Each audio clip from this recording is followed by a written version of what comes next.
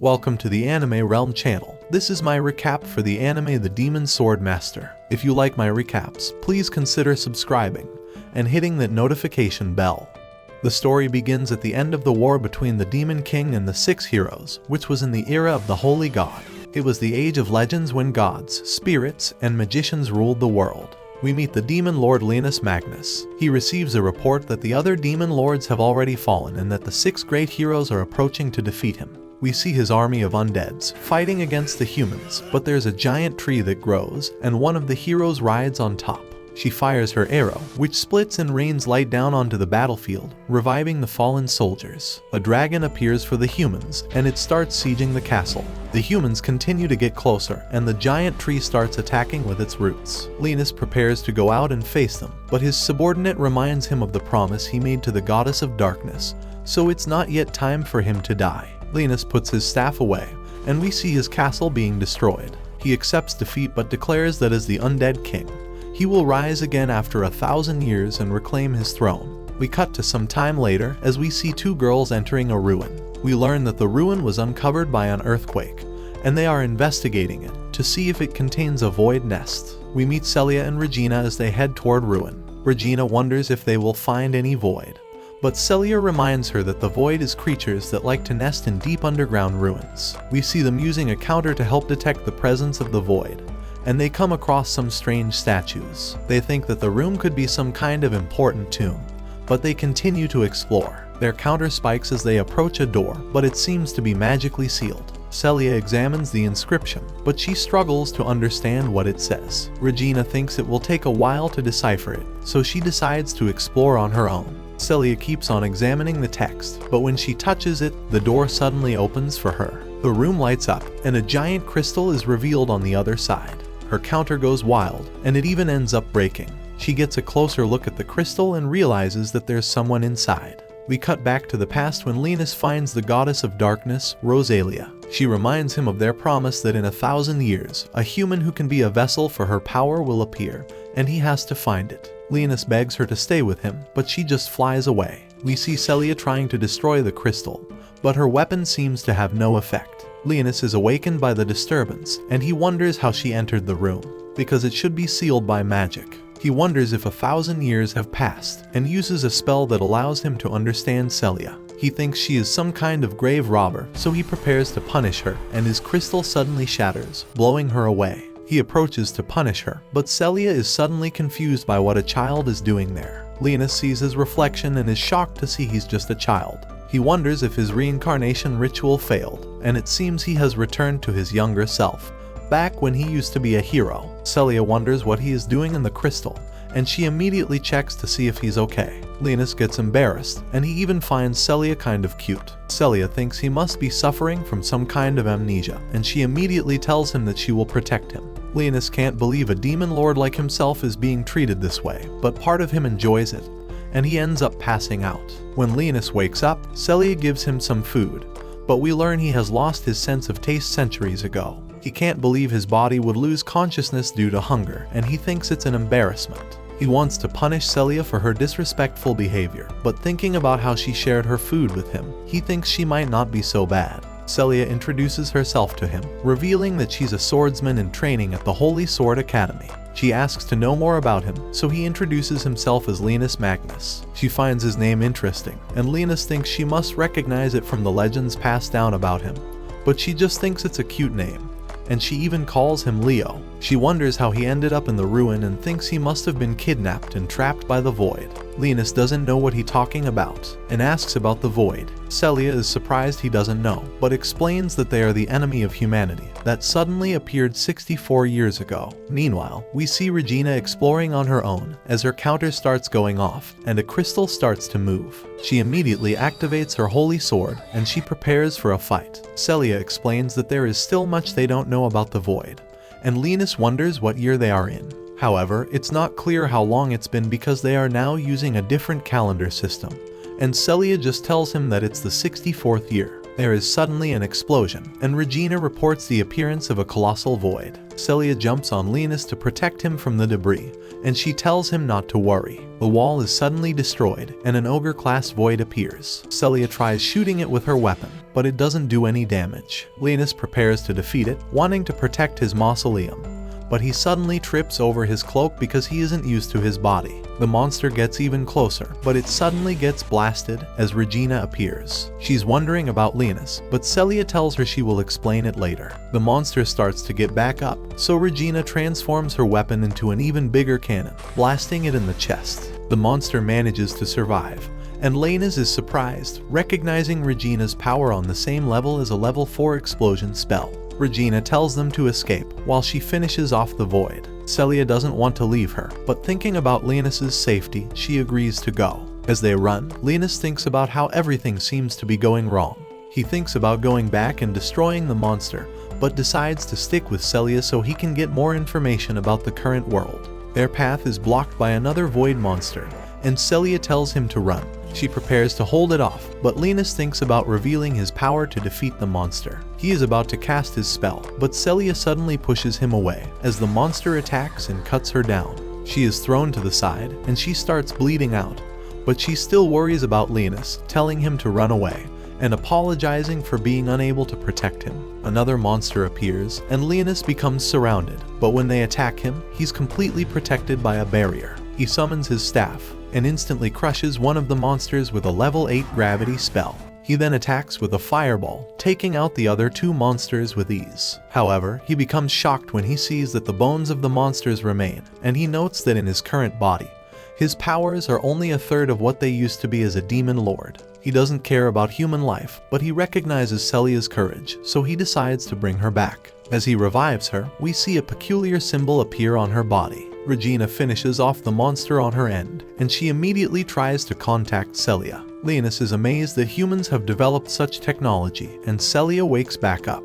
She immediately hugs him, glad that he's okay, and Linus can't believe that's the first thing she's worrying about. She then wonders how she is alive, and Linus says her injuries weren't that bad, and he just used a healing spell on her. Celia is confused by this, and she wonders if it was a holy sword power that he used. Linus says he doesn't know what she means, so Celia explains that holy swords are a type of power that arose in humans to fight the void.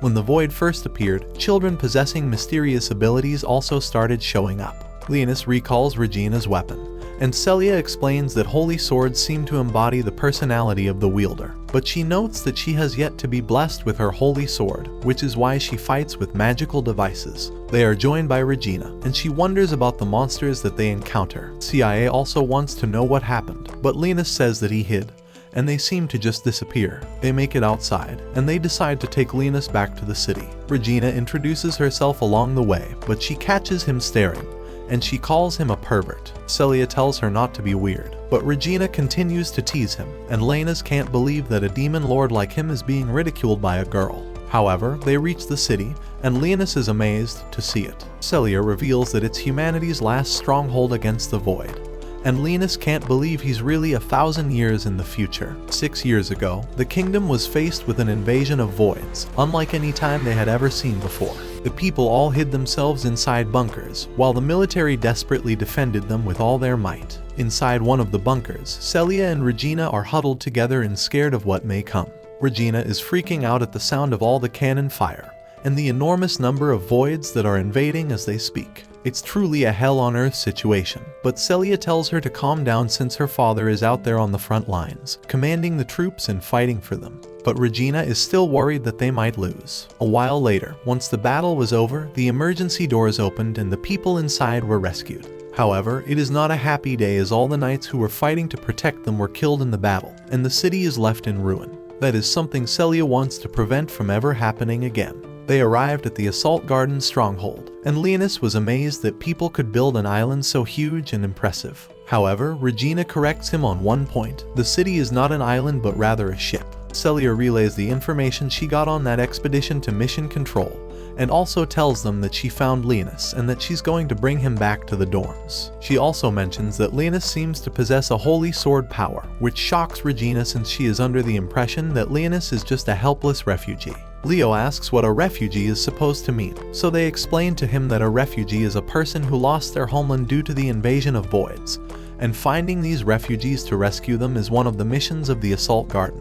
but he doesn't have to worry about where he will live since they will have him live with them at Excalibur Academy. Excalibur Academy is an institution designed to train individuals who possess the power of a holy sword, and all kids who manifest this power are required to enroll.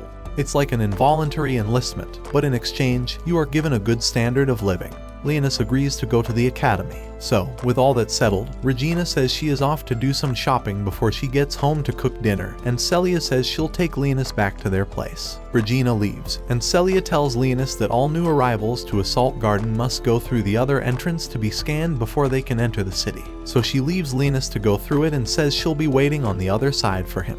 Now that Leonis is finally alone, he gets agitated that all of his plans have gone down the drain.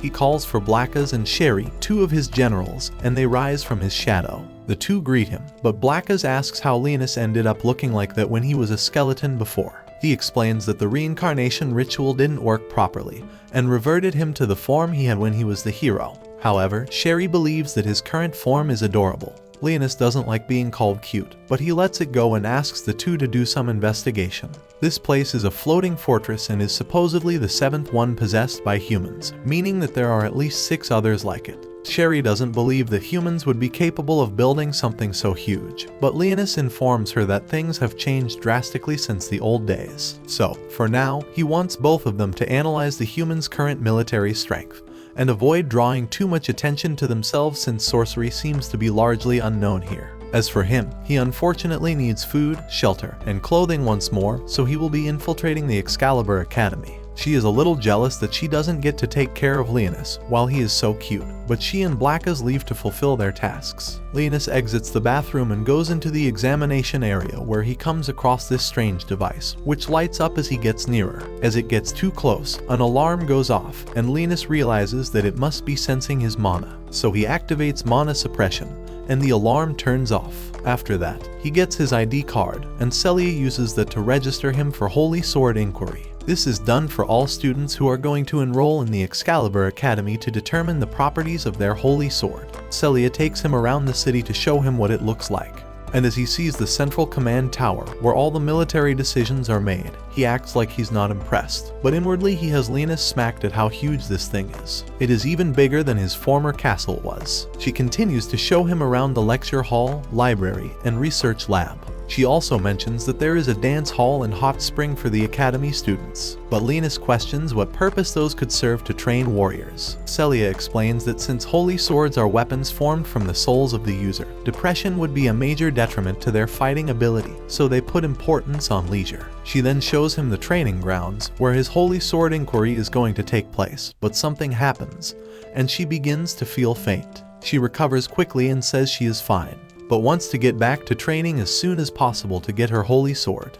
Leonis found it strange that Celia was able to enroll in the academy despite not having a holy sword. They soon run into some other students of the academy, and Celia doesn't seem to like them very much. Musil, with the ascent around his neck which isn't doing him any favor fashion-wise, is the leader of the group and is getting all up in Celia's face, mocking her for not having a holy sword and being the joke of the academy. Celia tries to be the bigger person and walk away from the situation with Leonis, but Musil blocks her path and mocks her again, this time for being reduced to a babysitter. She retorts that she is not babysitting since Leonis is a fully fledged holy swordsman since he possesses a holy sword, but Musil doesn't believe that to be true and calls Leonis pathetic. Leonis is going to take the disrespect for now since he doesn't want to draw attention to himself, but Musil has gotten his name added to the list of people that Leonis is going to destroy. Musil continues his rant and tells Celia that she would be far better off joining his platoon since it would make sure that she doesn't get expelled because she can't manifest a holy sword despite it being her family's blood.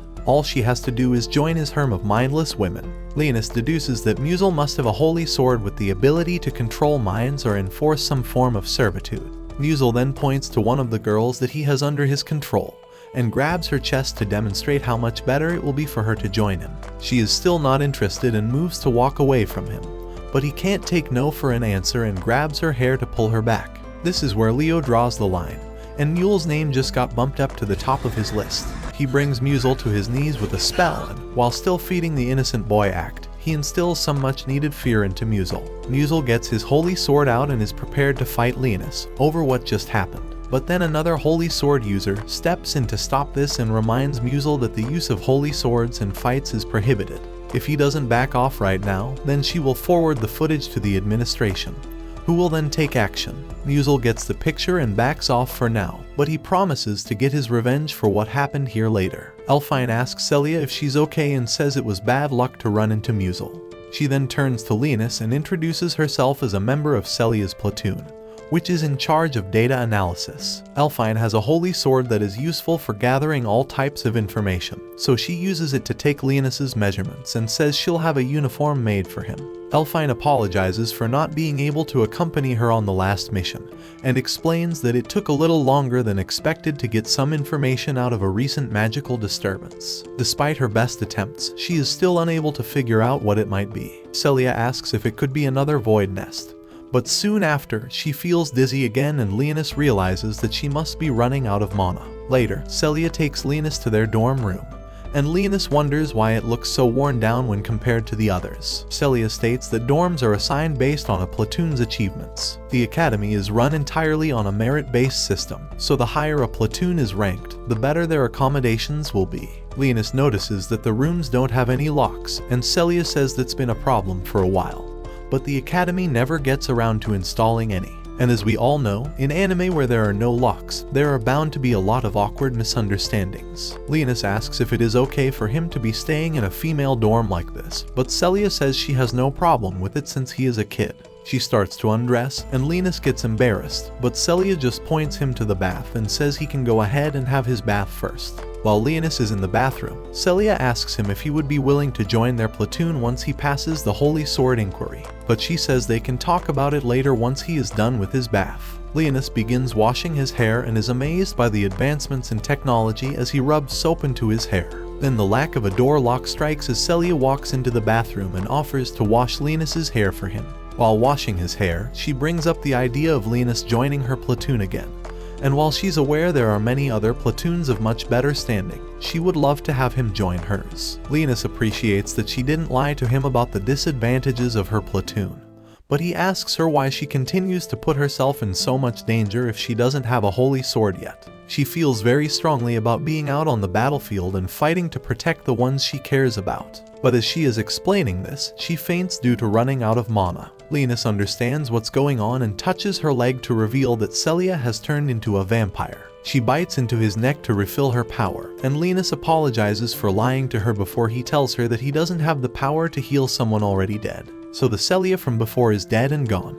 Later, Celia wakes up on her bed, confused about what happened. Linus explains that she collapsed due to lack of mana, and he had to give her some of his. She doesn't understand what he's trying to say and asks about Linus's real identity. He simply says that he's an ancient sorcerer who resurrected from the crystal, and that he uses powers that have already been forgotten. He also shares that his sorcery can only control death, and he can't heal or revive her. Linus reveals he used a level 10 spell named Create Elder Undead. To be fair, he wasn't even sure the spell would work. However, she came back as the strongest of all undead minions, the Vampire Queen. She gets worried about being a vampire, but Linus explains that she lacked mana, so she had to drink some of his blood due to her vampiric impulses. She believes his story, and he apologizes for not being able to properly save her. She asks if she can share her story, and Linus agrees to listen. She tells him what happened 6 years ago, how she lost her city to void attack, along with her parents. She says that her parents were both holy sword users, who tried their best to protect the city. However, she feels sad because she had to be in a shelter with Regina. Since then, she's been training to awaken the holy sword and fight voids. She then asks him if she can still manifest a holy sword, but he doesn't know about it. He simply tells her that she's now a lot stronger because of her vampire queen nature. She's still a bit worried, but the mood changes when Lena's stomach makes some noise. She laughs it off and mentions that he has already spent more time in a girl's room when compared to eating. They head to the cafeteria, where she asks if she can still eat normal food because she's now a vampire. Linus replies she can because she's a high-ranking one. She will recover mana from eating, but it takes too much time, so it's not the most efficient way to regain her strength. They then hear a girl talking to two guys in the background. The guys complain that she isn't wearing the school's uniform and try to take advantage of the situation. When one of them grabs her, she quickly knocks them down with her wooden sword. The girl then tells them off, stating she has permission to dress like that, and the guys start running. Celia quickly runs to the girl and calls her Sakuya. She asks what happened, and Sakuya explains everything. She was supposed to be in a tactical drill, but Sakuya snuck out because it was boring, and decided to gamble until she got caught by those two guys. She then focuses on Linus, explaining that Celia already mentioned him, stating he was abducted by voids and she saved him. Sakuya then introduces herself and shakes his hand.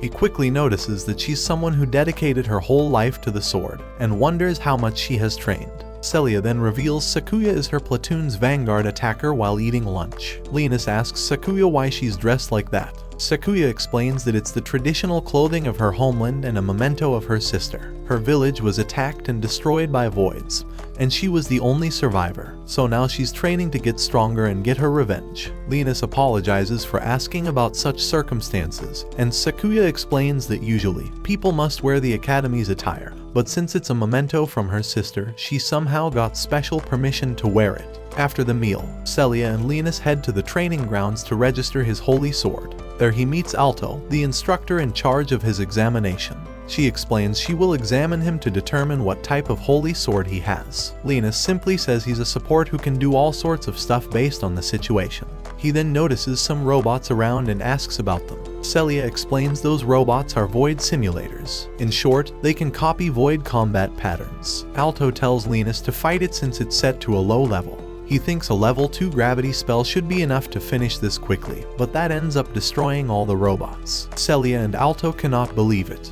Alto questions how he crushed that robot and asks if his holy sword is a support type. She wants to know more about it, and everyone around her starts looking at them. She then starts programming the void simulator to a higher level, but they're interrupted by the annoying Musil. He wants to handle the examination.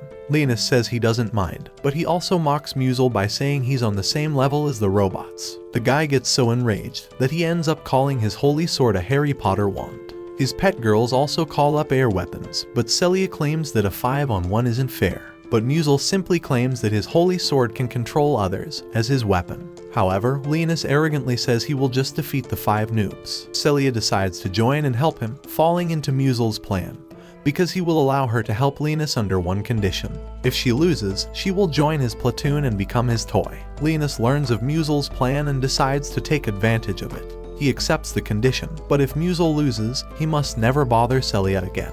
As you know, the guy is so dumb that he ends up being overconfident and accepts. Linus tells her that he won't allow anyone to touch his girl, and Celia starts blushing. Celia then asks Alto for a training sword, a holy sword replica made for training. After setting up their positions, they decide to start. Celia quickly dashes forward and knocks one of the girls down. She then goes for Musil, but another girl comes to block it. Linus simply watches, thinking that her raw attributes improved, since she became a vampire queen. One of the other girls smashes her weapon to the ground, forcing Celia to parry the pebbles. Musil, being the typical loser, tells one of his pets to deal with Linus while Celia is distracted. The girl rushes forward and attacks with lightning, but Linus simply uses a low-level spell to block it with his shadow, and then he uses it to restrain the girl. Celia then starts getting the advantage against the 2 girls she's fighting. Celia then decides to deal with Musil, but he simply uses his wand to stop her from moving. She's a bit confused about what's happening, but he explains this is his real power, the Holy Sword of Dominion. He knocks the sword out of her hands and explains all the dirty things he will do to her later. But first, he decides to deal with Linus, who's a bit cornered. He's still restraining the first girl, but the other 3 got up and are surrounding him. Thinks he could use a level 2 spell and wipe them out in an instant, but he suddenly hears Celia. She's talking to herself, mentioning how much she wants to protect him. She then begs her holy sword to appear. Her strong desire makes a bright light appear on her hands. The light then transforms into a holy sword. Regina, who was watching, could not believe her eyes. Celia manages to break free from the restraints. Musil, loser who cannot believe what's happening, giving Celia the chance to rush forward. She destroys his wand in half, releasing all the girls in his control. Without any other option, he gives up like the little loser he is. Everyone starts cheering for Celia, including Regina, who immediately hugs her. She's so happy that she managed to awaken her power, and Celia can barely believe she managed to do it. Later, she thanks Linus for helping her. She pats him and decides to ask him for a favor. She wants him to make her stronger and asks him to join her platoon. He quickly accepts the deal. They throw a welcoming party, where Regina cooks a huge feast. Elfine then tells Linus to come to her room so she can analyze his skills, and that drives the real conversation to begin. There are no more open rooms in their dorm, so Linus will have to stay with someone. Regina quickly jumps into the conversation. She promises to make him sweets every day. Sekuya also wants a piece of that. Despite being out most of the day, Linus has so many options, but Celia jumps in between. She considers herself his guardian, therefore she will make sure he's cozy at night. The girls suspect something, but Linus mentions he'd rather stay with Celia, not because the winter is cold, but because that will allow the two of them to keep their secrets, especially because she will need to get mana from his blood. As promised, Linus goes to Elfine's room to be examined. She uses her holy sword eye of the witch to scan his data. Linus is impressed by it, but she explains that she lost her holy sword powers, and her capabilities are now limited. She reveals she was part of the 7th platoon. They were investigating some ruins and were attacked by voids. By the time they realized it was a trap, it was too late. The group fell apart, and she was the only survivor. She then lost most of her power and shut herself in her room. But Celia visited her so much that she accepted to join the platoon. She then finishes scanning his biological data and finds something interesting. He then notices a map on her monitor and asks if he can check it. She agrees and gives him a tablet with the map. While checking it, Linus noticed the void distribution area over the last few months. He then calls forth Blacka and finds out from him that the voids have similar characteristics to the monsters the Dark Lords used against mankind. He then orders Blacka to investigate the spots presented on the map. Blacka disappears, and Sherry suddenly appears. She also has a report. People don't know about any demon lord. They don't even know about ancient gods or the war between the Dark Lords and the 6 heroes from 1,000 years ago. He asks her to continue her investigation. Meanwhile, there's a group of divers investigating the underwater ruins. They find a huge tree with a face. The tree starts calling Linus's name and attacks the divers. The next day, Linus wakes up and notices his neck has been bitten. He immediately gets into Celia's room and orders her to get up since she is his minion. She immediately gets up, confused about what he did. He shows her the master contract mark, explaining that he can simply order her around, and she cannot refuse his orders. She suddenly gets flustered and asks if he can also literally order her to do unethical actions. Linus explains that he won't order her to do those kinds of things. She rests assured, deciding to believe that Linus will always be trustworthy. Linus then changes the topic, asking if she sucked his blood while he was asleep. She gets shy, mentioning she sucked a little because she couldn't help herself in the middle of the night. Linus replies that he doesn't mind because she's his minion. However, she should first say something to him. She understands and apologizes to him. They are then interrupted when her phone starts ringing. Celia picks up Elfine's call and asks her the reason for the sudden call. Elfine then reports that there is something strange. The 13th platoon should be investigating the seabed, but they haven't returned yet. They are known for being a skilled group, but there is no news yet. Elfine says she will continue investigating the case and will give her an update later. Celia then mentions Linus's promise that he would train her, and he agrees to head to the training grounds. Meanwhile, the Excalibur Academy staff is having a meeting. They are pretty worried about the 13th platoon and ask about their collected data. They find out there's a void colony in the seabed beneath the assault city. They think the voids will probably attack the city in a large group. One of the staff members asks how many voids could be found in the colony, but the answer is worrisome. Several hundred, if not more. They become worried because there's a huge chance that a void lord will appear in this attack. In the meantime, Celia is practicing her skills against 2 robots, but it's quite easy for her, especially because they come one at a time. Linus compliments her skills and asks her if she has someone to teach her swordsmanship. Celia reveals that her family taught her the basics when she was young, and since then, she's always been practicing. But her progress is now slow. Linus then mentions that she should now be stronger because she's also a vampire queen. She can barely believe it. Linus explains that she's not used to using the vast minor reserves in her body. He tells her that if she manages to learn how to use it, her strength will be increased by a lot. She asks for his guidance, and Linus summons his staff. He says that he will give her a more realistic opponent, and casts a barrier around them. He then uses a summoning spell to create several skeleton soldiers from the shadow. She's confused, but he simply explains those are his lowest ranking minions, and that she is free to destroy them however she wishes. She then decides to start slicing the skeletons one by one. She dodges when 2 skeletons attack her from both sides, and Linus takes this chance to summon even more soldiers. After some minutes, Linus notices she's tired, and decides to stop. He returns his skeletons to the shadows and asks if she needs him to give her some mana. She says that she's fine, and he compliments her skills again. He then decides to return to the dorm, but she asks him if he wants to have a meal with her. He refuses to, but his stomach makes some noise. She starts laughing, and he gets annoyed with his body. Meanwhile, Sakuya was stepping out of the dorm when she noticed Black was outside. She likes his appearance so much that she runs toward him. She thinks that he has a noble aura, and decides to give him a name until she finds his owner. She calls him Fluffy. Blacka, of course, hates that name, but she simply ignores it, thinking he likes it. She decides to wrap his neck with a piece of cloth, mentioning it has food inside. She then walks away, mentioning they will meet again. Meanwhile, inside, Elfine is trying to get more data when both Regina and Sakuya get in. Sakuya is pretty hyped up, mentioning how she just met Blacka. They then focus on the new investigation, as a new group is sent to locate the Void Lord. However, they haven't returned yet. This was an even better group than last time. We then return to Celia and Linus. They're cruising through the city on her bike heading to get their lunch,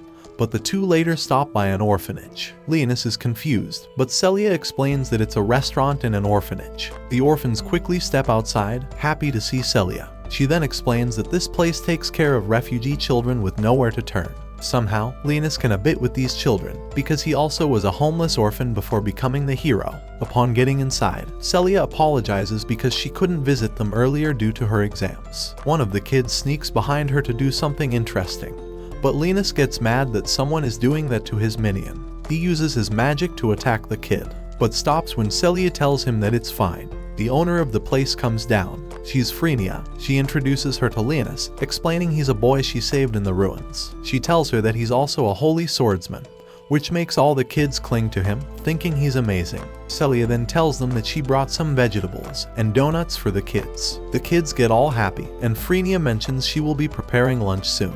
Meanwhile, Sakuya wakes up from her nap with a strange feeling. Turns out that some vines are growing inside the control room of the Assault City. We see the tree monster manage to infiltrate the underground in the Assault City. Meanwhile, in the HQ of Assault City, there's a report that the huge tree has gone missing. They wonder if it's a void, and are determined to deal with it when they find it. They then contact Elfine and allow her to explain the results of her analysis. She explains that she detected something underground in District 62. She also explains that at the same time, there was a magic energy reaction. She then reveals the same occurred minutes later. After analyzing all the data, she concludes it was caused by a void. Everyone starts to panic, unable to believe a void managed to infiltrate the underground facilities. The data team analyzes the new info with their previous one and explains it's true. The old man is confused and asks why their void detection machine didn't give them any signal. Elfine explains the void produced weak magic waves, therefore, the machine didn't react because it was considered a common accident.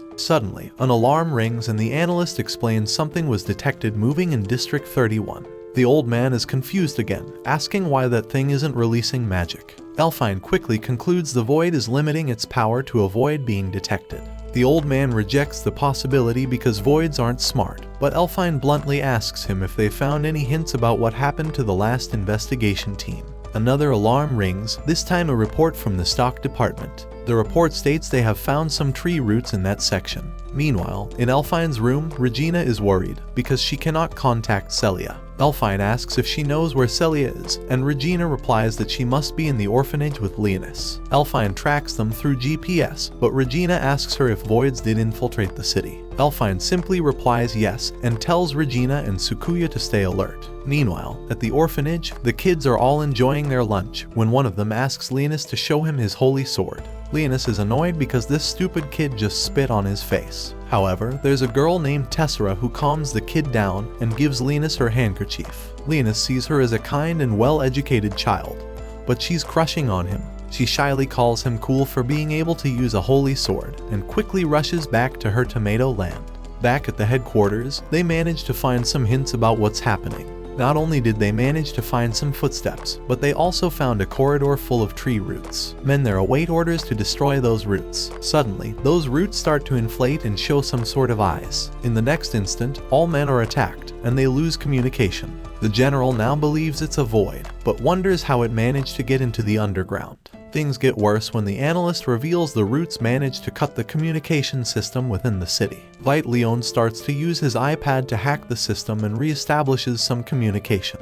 The two guys manage to survive the last attack. However, they let the void escape.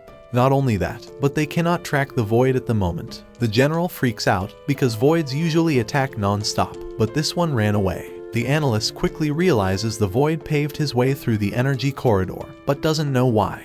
Elfine quickly realizes its goal is the magic energy core that sustains the city. She quickly explains that if it's a void lord, then it will use the magic energy core to create a huge stampede. Everyone freaks out, ordering to protect the magic core and activate all defensive systems. However, seconds later, the tree roots breach the walls and try to reach the core. The defensive system starts shooting the roots down, while the troops arrive. However, the def system is taking some losses. They quickly decide to change their priority to not only defend the core, but also order the citizens to be evacuated, while everyone else prepares to face a stampede. Meanwhile, at the orphanage, this ugly, disgusting kid is still insisting on seeing Linus's holy sword. The soldiers are still trying to deal with the roots, but they stop once they reach the magic core. It quickly forces its way in and starts summoning voids. The city alarm quickly starts to ring, making Celia and Linus rush outside. They realize a stampede is striking their city. The city's defense system activates using the reserve energy, but it will take 3 days for them to get any external help.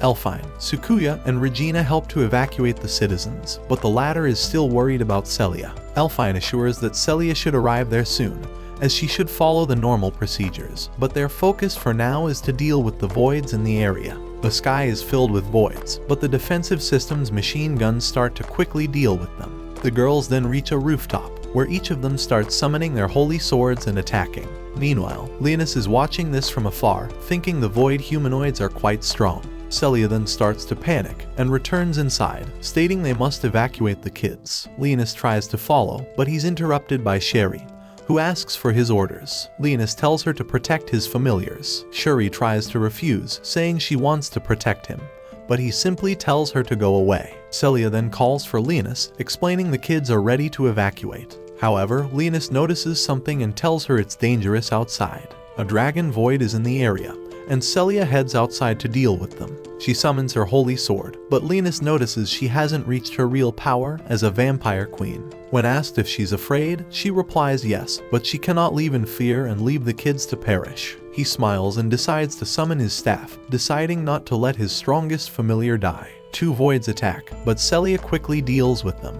She then notices 2 others burn in the air and realizes it's Linus's doing. She asks if this is his power, but he simply focuses on the next targets. More and more voids start to appear around the city. Sakuya notices some ogres and dashes in with her sword, making them barbecue minced meat. Regina uses her huge cannon to shoot dragons down, while Elfine uses her staff to scout the area. Suddenly, they feel the ground shaking, and they notice a huge void hydra. Linus then looks at the voids and realizes they're monsters from 1,000 years ago. Even the great dragons were corrupted and became voids. He quickly realizes that if they're as strong as they were back in time, he cannot use low-level spells. He tells Celia to protect him while he casts a high-level spell. She quickly rushes ahead to deal with several voids, enabling Linus to start casting his spell. However, he doesn't know why he's doing this. He, the great demon lord, shouldn't care about the destruction of a human city. However, he cannot stay still when someone tries to challenge him and his family. A huge dragon appears in front of him, and Linus casts his level 10 spell. Several fireballs appear in the air and crash in the area. Celia is scared because it's raining fireballs, but Linus tells her to stay still. He manages to pin the dragon down, but it attacks Celia with fire. She dodges it, and Linus starts to blame his current body for his low level of power. Suddenly, Blacka appears from the shadow and bites the dragon's neck. Linus uses this chance to cast another level 10 gravity spell, smashing the dragon to the floor. Celia cannot believe she saw Linus defeat such a huge void. Yet suddenly, the floor starts shaking and collapsing. The 3 roots appear once again, and they restrain Celia. She's slowly pulled inside the hole. Linus tries to help her, but some roots block his path. The roots then start taking some shape and call for his name. Linus smiles and recognizes the roots as Ericale, one of the former heroes. Linus mentions he didn't expect to meet Ericale 1,000 years later. He summons his staff and casts a spell. Still, the tree dude doesn't fight him head-on and returns underground. Linus realizes Celia is still alive, as Mark hasn't disappeared yet. Blacka comes out of the shadows to talk about Ericale and how he's changed after his resurrection. Blacka notices the kids from the orphanage looking at Linus. He wonders why they put themselves in danger and asks him if he has something to do with them. Linus thinks they are afraid of his power. He approaches them, telling them to return to the shelter, but they thank him for protecting them. They beg him to rescue Celia. He assures them he will rescue her. He erects a barrier and summons skeleton guards to protect them. Linus walks back to Blacka, who picks up audio from Celia's communicator. Sakuya and Regina are facing off against the Hydra and want Celia's backup, but Linus tells them that Celia has been kidnapped. He tells Elfine to get Celia's location using her holy sword, but she tells him to wait for their help.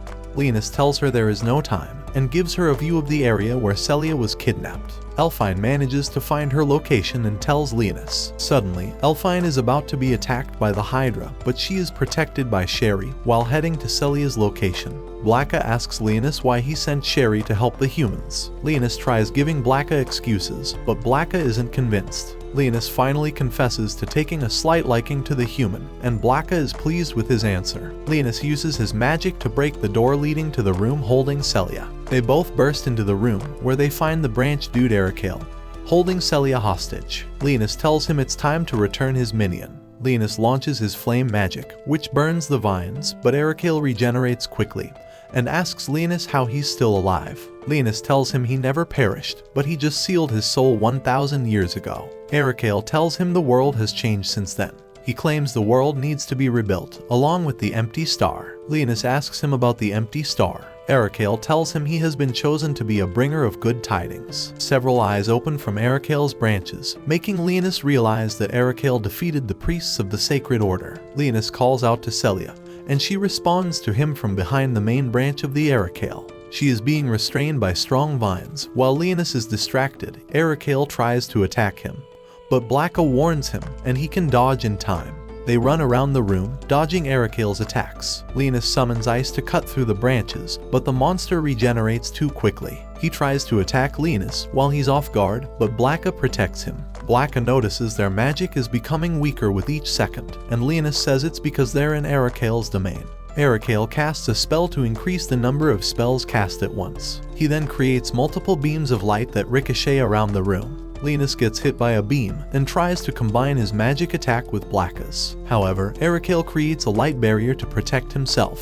Blacka tells Linus that Ericale has unlimited power because he's absorbing it from the crystal. Linus tells Blacka it's time to take a little risk. Meanwhile, Celia tries to break free from the branches restraining her, but it only hurts her body. Despite the pain, she refuses to give up and lets Linus fight alone. She summons her holy sword and tries to cut the branches, but she can't move. Outside, Ericale keeps attacking Linus with his light magic. Linus and Blacka's combine to cast a powerful spell. Still, Ericale creates a light magic barrier to counter it. Celia is still struggling against vines, increasing the injuries in her body. Her eyes turn red, and some sort of blades come out from her blood. The blades cut through the branches, allowing Linus to find her precise location. He then throws her communication device covered in his blood, piercing her chest. And with that, Celia finally gets free from the vines, awakening as a true vampire queen. She cuts through the branch in front of her and returns to Linus's side. Blacka tells Linus he needs time to recuperate and steps aside.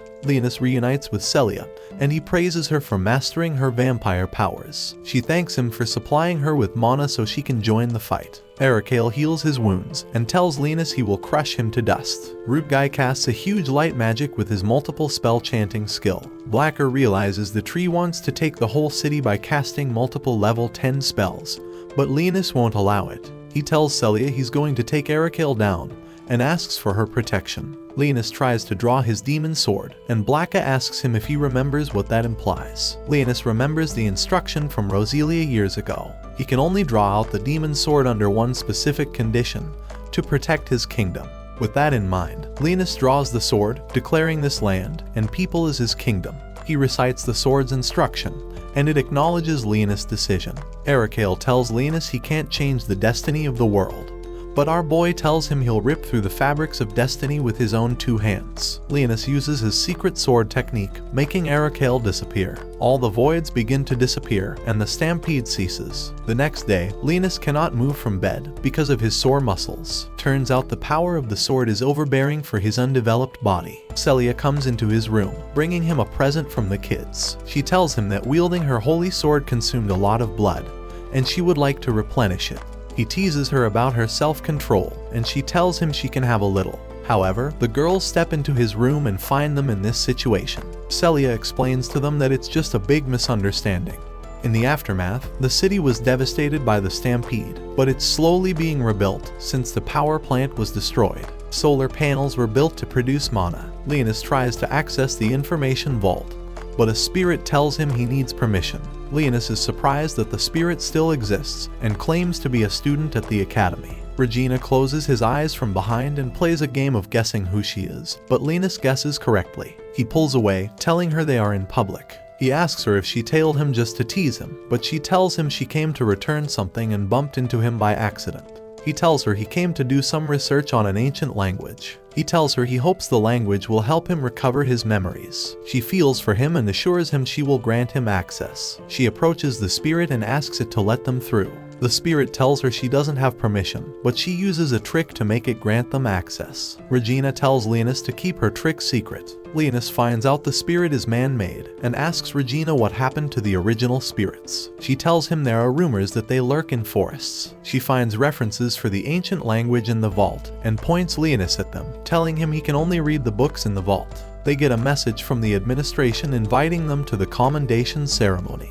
hosted by Alteria, the imperial princess. Linus is happy about it because he can use royalty as an excuse to ask questions about the human empire. He gets a call from Celia asking him where he is. He tells her he went on an errand, but will meet her at the harbor. Regina leaves him in the vault. Meanwhile, in the outskirts, a black lion called Bastia tells his gang they will kidnap Alteria during the ceremony. Rack agrees with him, saying they can use her to bargain for the freedom of their imprisoned brethren. Jerder is angry the humans locked them up. Elsa asks Bastia if they would be able to hold up against the holy swords of the humans. Jerder starts arguing with her, and Bastia tries to calm them down. A stranger tells them they lack solidarity. Jerder asks her why she is mocking them, and she tells him she's offering her assistance because she shares their resentment. Bastia asks her if she would help them capture the princess, and she tells them she will give them powers greater than a holy sword. She brings forth a demon sword and gives Bastia great power, which allows him to make his demon sword. Rack confuses it for a holy sword, but the stranger tells her it's a demon sword that can be wielded by anyone.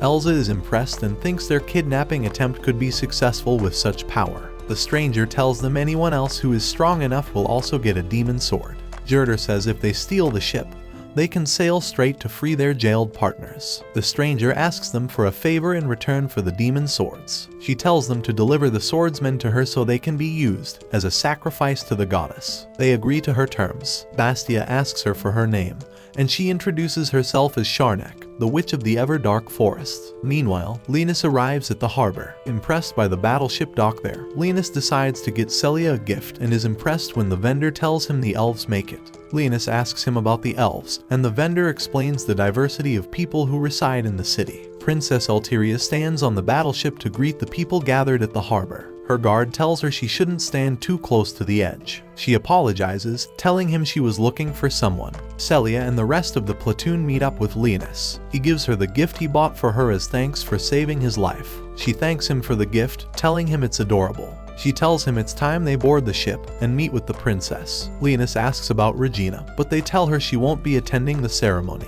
Suddenly, a student named Fenris calls out to Celia, asking her what she's doing at the harbor. Celia tells her they were invited to the commendation ceremony. Fenris tells her she is busy all the time because she is on the student council. They begin to argue, but Elfine breaks it up. Fenris tells Celia she heard she awakened her holy sword and congratulates her. Linus asks Celia about Fenris, and she tells him they are some sort of childhood friends. Meanwhile, Bastia and his gang infiltrate the ship. They take down guards and steal their faces to take their human appearance. They commend the plan of Sharnak for working so well thus far. The ceremony begins, but Linus sits down, looking through a copy of the history books. He notices some missing information, which indicates someone was trying to hide the events of the past. Sherry appears, and he asks her what she has discovered. She gives him information about the ship, and he presents her with a gift, which she isn't too pleased with. She takes it anyway and disappears into the shadow world. Later in the day, it's almost time for the princess's speech. She is being led by her guards, but they are ambushed by Bastia and his accomplice disguised as staff.